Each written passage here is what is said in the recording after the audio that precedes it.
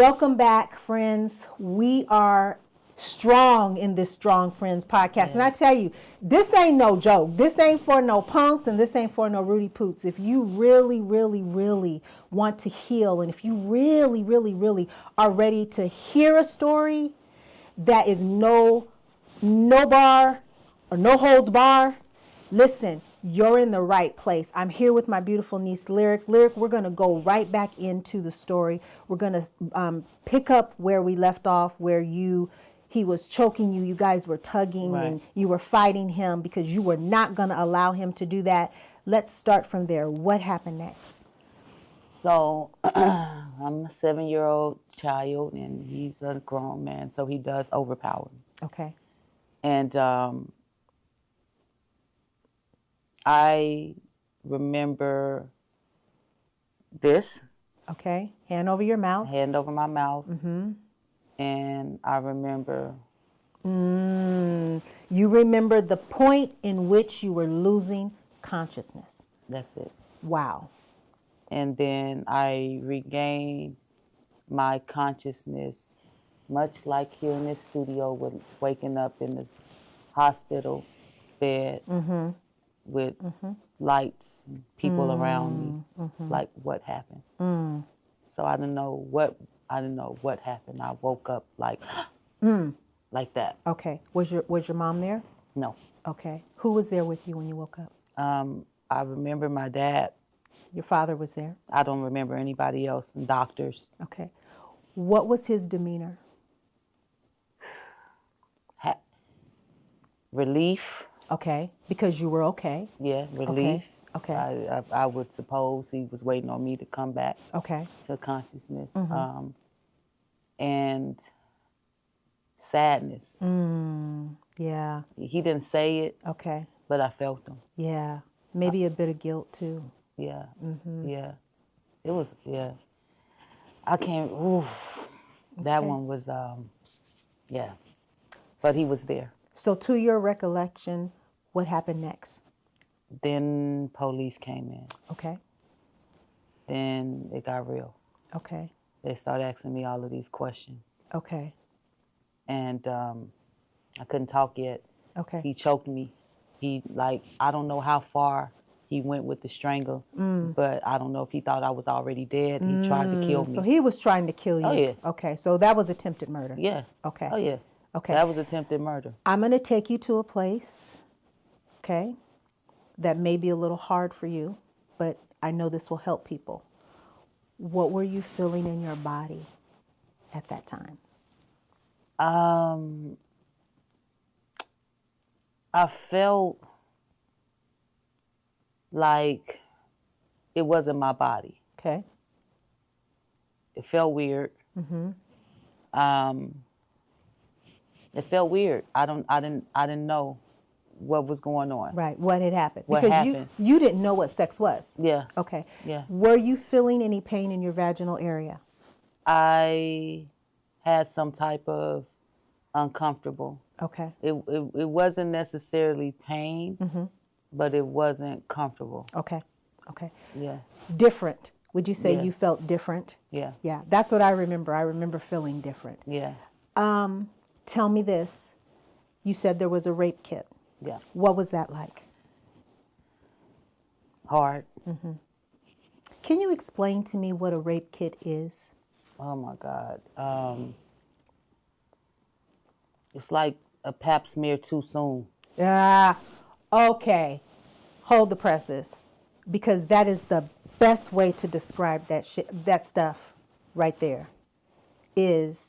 It's a pap smear too soon. No 7-year-old or 6-year-old should be having a cannula put in their vagina, open up to be scraped to get DNA. Yep. Right? Yep.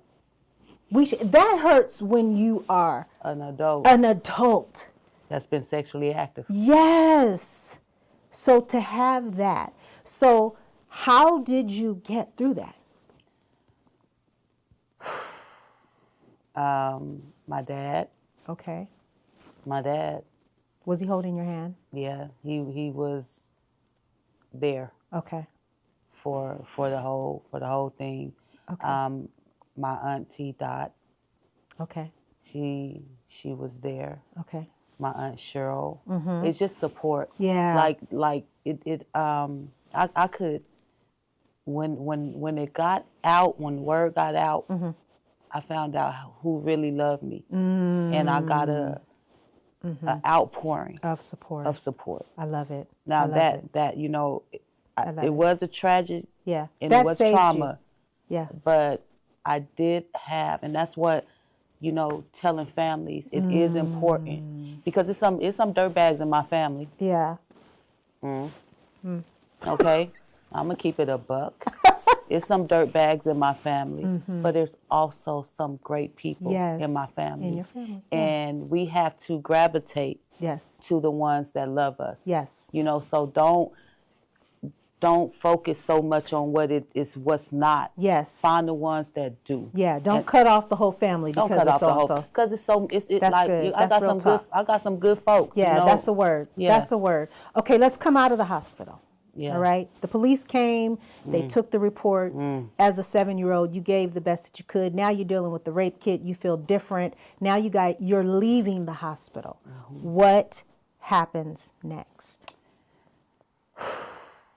Well, now my mom is in the mix. Okay. Now, where was your mom all of this time?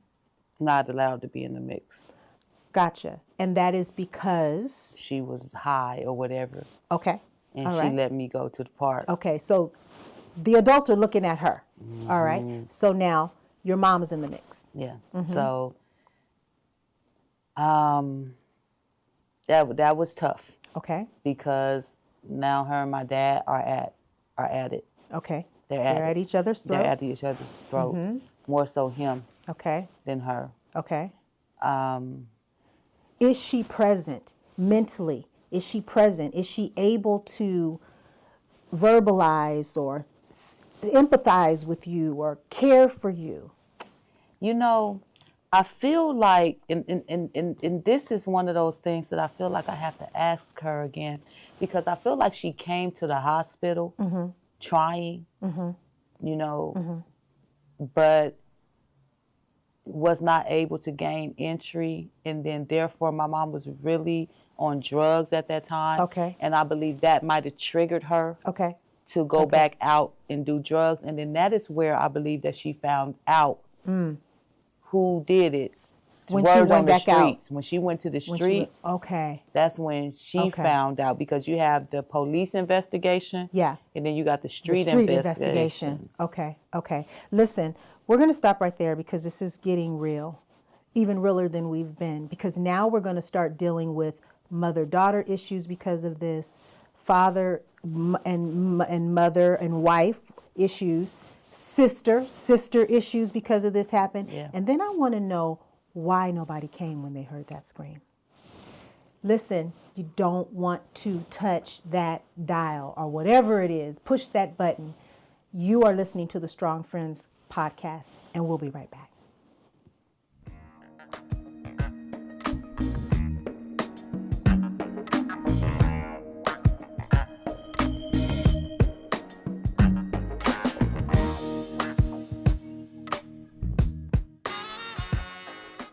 Hey, welcome back to Strong Friends. We are so glad that you are here. This is a healing podcast today. We are really dealing with some deep stuff. We're talking about rape. We're talking about child molestation. We're talking about betrayal. We're talking about lies. We're talking about emptiness, healing. I am here with my beautiful niece Lyric. Listen, if you're just joining, you're gonna want to go back and listen to this one. We are talking about the trauma that happened to you at 7 years old. Let's go to, we're out of the hospital now. Now the shit is getting real. Can I curse? Yeah, we said it. The shit is getting real now, because now the adults are being called to the table of how do they let this happen. I first want to talk about that scream that you mentioned before, and that you said you had a problem with. Yeah. How did you know that the adults or other people heard that scream when you were in the bathroom with the predator? Auntie, it's 100 people at Doolittle Park. And Somebody look, had to hear I'm gonna have to something. keep it. Listen, for all of my non-black followers.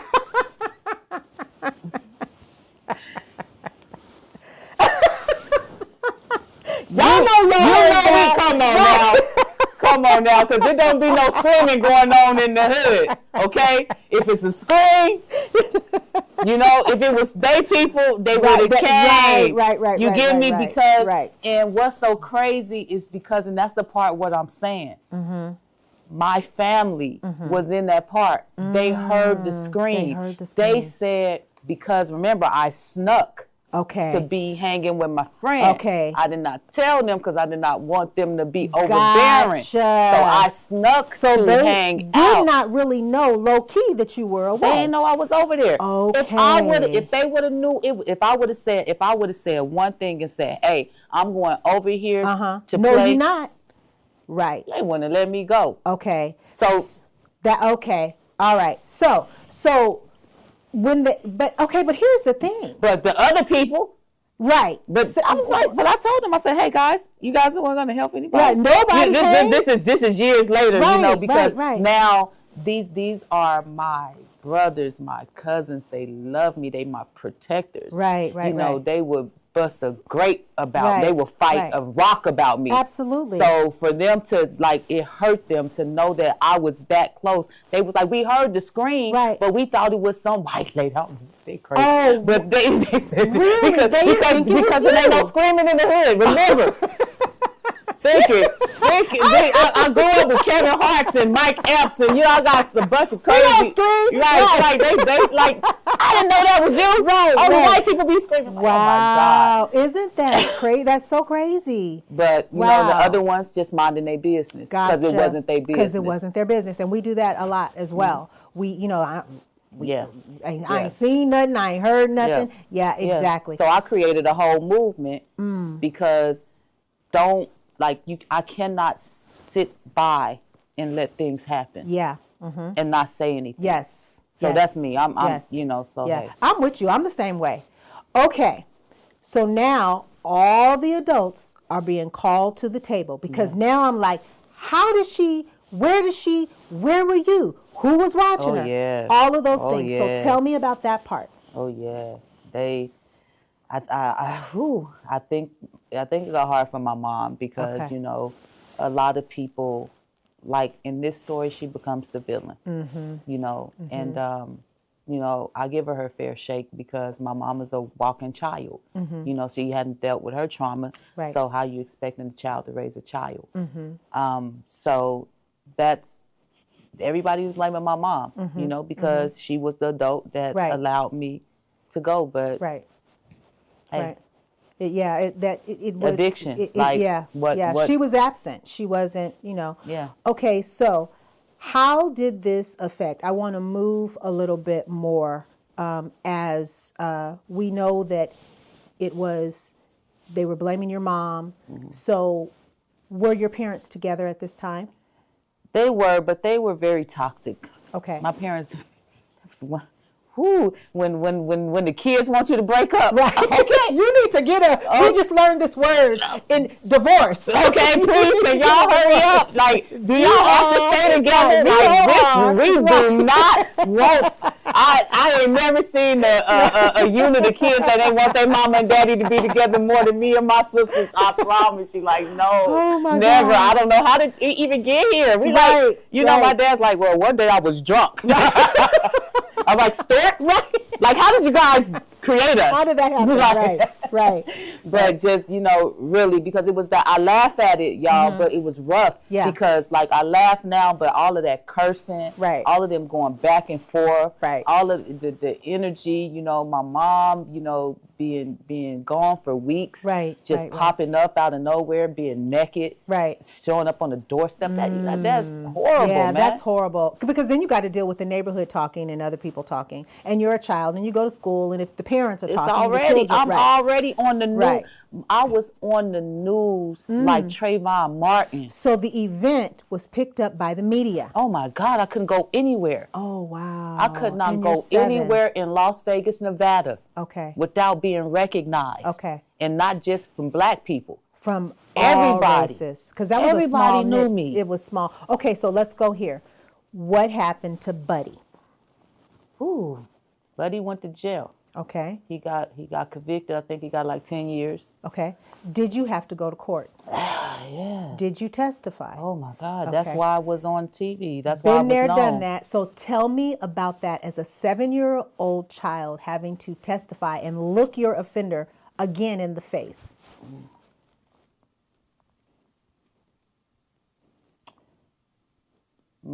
They let me sit on my dad's lap.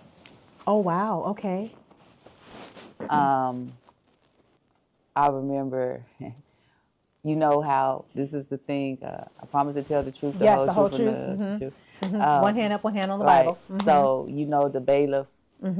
So this is one thing that the whole court was. I remember the whole court laughed when it happened. But the bailiff came and did that, and I put my hand up the same as his, which was the wrong hand. So everybody was like, "Oh, that's so cute," you know, just like wrong hand. Right. So that's one of the So positive things. Icebreaker. Right. Yeah. That was my icebreaker. Yeah. But I also remember how people were looking at me. I don't like pity. I didn't, you know, I didn't like how that felt. Yeah. But that was hard because doing that in front of all of those people. Yeah. And telling everything, they were trying to question me about my dad. They were trying to make my dad like he was, you know, it was just so much they were trying to twist up. The therapy that they were putting me in was definitely nobody that looked like me. I was going to say your therapist was probably white. Okay. Yeah. Was it even a female? They were switching them too. They were switching them because sometimes I had a lady, sometimes I had a man, then I had social workers. Yeah. You know, they was just. It was like all over the place. I didn't know. They probably didn't really even know how to handle it. I don't think they knew. Yeah, what to do. They were probably playing it by ear. Okay, we're going to take a break. Listen, don't touch that dial. Don't push your cell phone button. Don't do any of that. Strong Friends is doing it real here today. We'll be right back.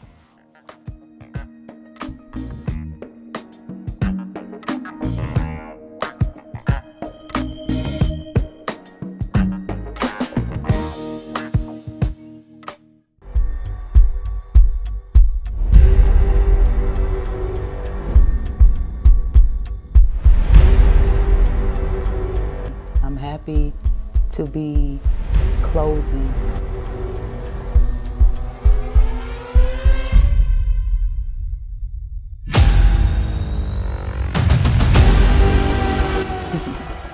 When I saw that documentary, I was 7-year-old. I am somebody.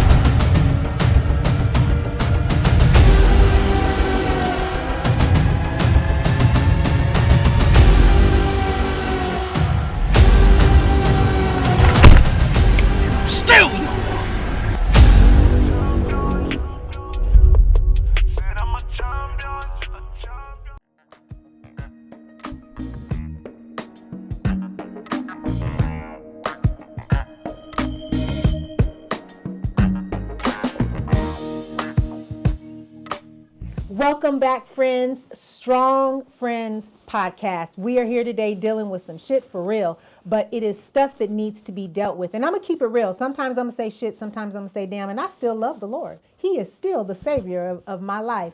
But sometimes that's the only word that really fits for when you're in the middle of something. And I think it's important that we keep it real when we're in real situations, right? And I have an education. I have a strong vocabulary. So don't y'all be walking around talking about she don't have no vocabulary just because I said a curse word. I see you, all right? So I am beast, here, okay? I am here with my niece Lyric, and if you're just joining us, this is a podcast that you're gonna want to go back and listen to because we are dealing with some really, really meaty stuff. We're talking about rape and molestation. And so where we left off, you were in the courtroom and he definitely ended up going to prison. Yes. He was convicted. You had to deal with the media. Let's talk about what that spiral, because I know there was a spiral because I know a little bit about your story. Yeah. But as you tell this journey to the healing process, knowing that you needed to be healed, because at some point you had to say, hey, something's wrong, right? Yeah.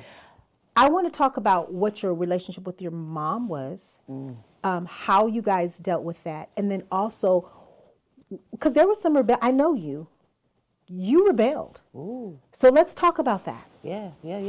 Mad. Pissed. Super mad. Mad at God, first and foremost. Okay. Like, what are you on? Okay. That's real. Yeah, for real. That's real talk. What are you on? Right. He knows you're mad. To take me, Right. a little kid that didn't have nothing or didn't bother nobody, Right. and do this to me, and let this happen to me? Right. For what? Right. I was mad. Yeah. So, and then you give me a crackhead mama? Like, I was so heated at God. How old were you during these times? Every age. Okay. Every age. From 8, I 9, would say 9, 10, 11, 12, Okay. all the way until 30 something. Okay. You know, to be honest and transparent, me and God had a back and forth. Well, really me. Right. He was just there. Right. He was there. Okay, child. But you know right. me, I'm going off on God. I cuss God out, blasphemer to the fullest, because I was a hurt child. I didn't understand. Yeah. You know what happened or why me. Right. You know, Right. and I just rebelled. And you know, my mother, I was mad at her. I blamed her for everything. Yeah. Everything that happened to me. Right. It was her fault. Right. And even with just making decisions, just doing things that I knew was wrong, and finding somebody else to blame it on. Yeah, the victim. You were stuck in the victim I was triangle. Stuck as a victim. Yeah. Everybody against me. Right. And then since it's me against the world. Right. If it's against me. Right. Man, you losing. Right. What did that rebellion look like? It looked like men. Okay. It looked like smoking a lot of weed. Okay. It looked like clubbing a lot. Okay. It looked like drinking a lot. It looked like driving drunk. Just careless, reckless. Yeah, reckless. It looked like being in environments to hopefully get killed. You know, I was always somewhere trying to get smoked. Interesting. Always. So it was like a pseudo-suicidal. Yeah. Like, you may not do it yourself, but I'm gonna put myself in a situation. Man, I don't care listen, if I die. If you in the drive-by, you might catch a stray. If you around gangbangers, I'm not a gangbanger. Yeah. Never with it. Yeah. But I hung out with gangbangers. Right. So you around gangbangers, you might catch a stray. Okay. So I would put myself in environments so where things could happen to me. I'm like, well, they getting killed every other week, surely. My chance is coming. Right. You know what I'm saying? Hang around the drive-by, you know, hang on the block. Right. Why y'all not shooting today? Had you ever been close to death? Where you saw it in your face? Oh, Give me one story. God. Give me one story. We're pulling it out, y'all. The one that got me to realize I ain't gonna die like that. Okay. How about that one? Let's tell that one. I'm gonna tell you the one that let me know that God was real. Okay. And I had God chopped. Okay. How about that one? Okay. Let's hear it. So I remember telling God how much I hated God. Okay. You ain't nothing. You ain't did nothing for me. F you. F everything. You can take me today. I wouldn't give up. Right. Hey, I you ain't the only one. I was there. Right. And he knows it anyway. Right. So I always been in music. So I'm like, yo, go to the studio. You definitely was on the other side of the studio. So which means, you know, I'm from Vegas. Okay. So you got pimp, you got drug dealers, you got everything, you know what I'm saying? The studio is not music. Right. It's everything else. It's crime. Right. Okay. That's what goes on in the studios in Vegas. It ain't just Vegas. Okay. It's not just Vegas. That's where you get. That's what you know. Anyway, we're gonna keep it. We're gonna keep it moving. That's another podcast. But I was definitely putting myself in them environments, and it was something I was around a very, very hard situation of robbery. How old were you? Like 26. Okay. And that's why I say it's been an ongoing journey. And that one was the time that I just was like, all right, God, all right, you real. Let me quit playing. So we were in the studio, and it was a robbery Okay. that was set up. I was They not came in with guns. They came in with guns. Okay. They came in to take. Okay. And So we're going to hold it right there. We're going to take a break because this is getting real good. Strong friends, don't you go nowhere. We'll be right back.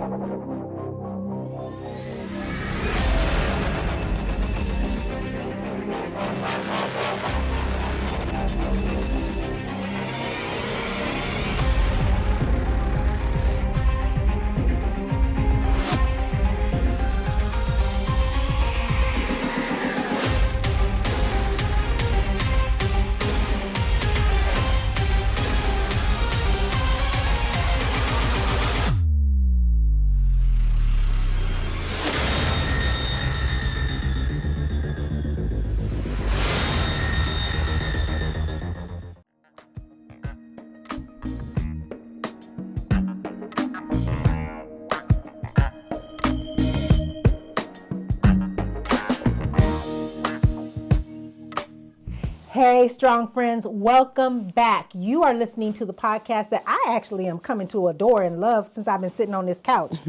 I am a Strong Friends fan, Strong Friends fan after this, because if this is how you get down on Strong Friends, I want to be a part of it. Yeah. Because this is real life. This is real life. So I'm here with my niece, Lyric, and y'all, this story has been so real. So listen, we're talking about the robbery. This is when you came to the point when you realized that all that recklessness that you was doing, you really don't want to die. Right. Like that was for play. I was properly. Right. But I got it. Right.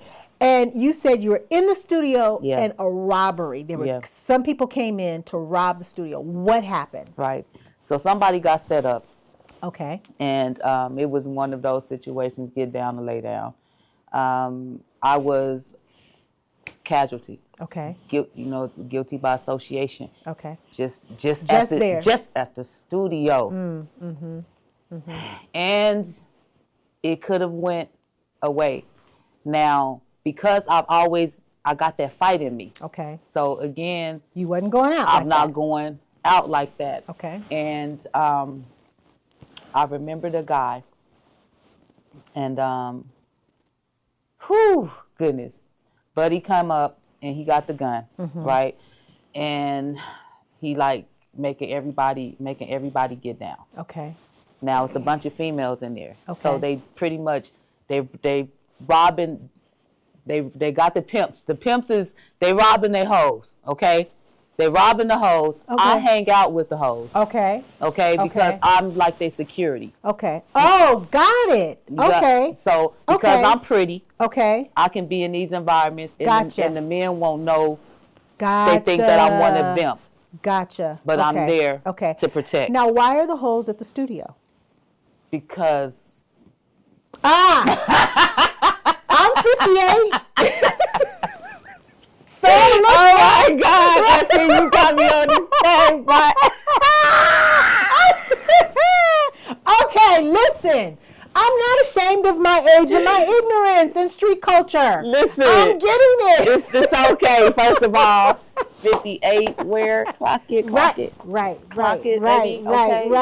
But listen, a sister didn't know, but I got it now. Okay, right, so that's the criminal activity Gotcha. that was going on. Studio, y'all know. At the studio. Don't be looking at me, y'all know. Right, so that's what they was coming to order. So the hoes are in the studio. You are the security, and the pimps are coming to rob the hoes? Real talk. Drug dealers The drug dealers are robbing the pimps. are robbing because the pimps are in the studio too. So we got the pimps and the hoes in the studio. Yeah, so Pimps and the hoes in the studio. And the pimps, some of the pimps they double as drug dealers. So we got the pimps and the hoes in the studio, and some of them double as drug dealers. There you come go. into the studio to rob the pimps and the hoes. There you go. Got it. And yeah. So Okay, that's a lot. That's a lot. That's a lot. Listen, I know everybody's life ain't, but this is this is real. Happens. This is my backyard. This is real stuff. This is real. You ain't talking no for play. No. This is real stuff. No. Okay, so let's keep it moving. So they're coming to rob. They came to rob. All right. And they literally were there to do the business. Okay. Now I don't care about the drugs. Right. I don't care about none of that. I'm here to protect the girl. So Gotcha. I got this. Like, you not finna, what Right. y'all here to do. I'm going to do my job. I'm going to do my job. Right. And I keep crying, you guys. they're like, B, you know what I'm saying, where the money at? Mm-hmm. Y'all can get the money. Right. I don't care about this money. Right. You feel me? I don't Right. care nothing about this money. You can get Right. this money. And then I was like, just, don't, this, I'm up here talking about she got kids. Gotcha. You know what I'm saying? Yeah. Don't kill her. Yeah. Like, Gotcha. whatever y'all want. Right. Take it. Yeah. You know what I'm saying? We ain't tripping about this. Right. But then one of the guys, he ends up pistol whipping one of the girls because she was trying to stand up to him about the money, because she would rather fight with this dude with a gun than to go back and forth with her pimp. Oh. Because it's hard to prove robberies. So they rather fight with the men than to have to fight the pimp. Because he's going to beat her up. Or he going to think that you had something to do with the whole thing. You get what I'm saying? So like you set it up. There you go. Oh, wow. So it was one of those situations. Okay. But what really got me was when they took her. Mm-hmm. The other guy, he was there, and he was just like toying with me. Okay. He was toying with me with the gun. Okay, so he had the gun in your face. Yeah. He putting it in your face. Yeah. And doing this and doing that. Yeah. That's my imagination. Yeah, it's exactly what he was doing. He was trying to be like in a movie. Gotcha. Okay. And I, at that point, realized that I had something to live for. But it was after I flashed. So I told him, I grabbed the gun. Okay. So now it's him, he got the gun. Right. So now I grabbed this gun, I said, shoot me, MF'er. Do what you came to do. Right. Handle your business. Right. Like, if you gonna shoot me, do it. Yeah, don't be playing Don't around. play with me. Right. You know what I'm saying? I'm more gangster than you. Like, so then you got that from me. Like, if you gonna do it, just do it. Right. And what was his response? He wasn't no killer. He wasn't even ready. He wasn't ready for that. He wasn't ready for that. He wasn't ready for that. He said, "You stupid B."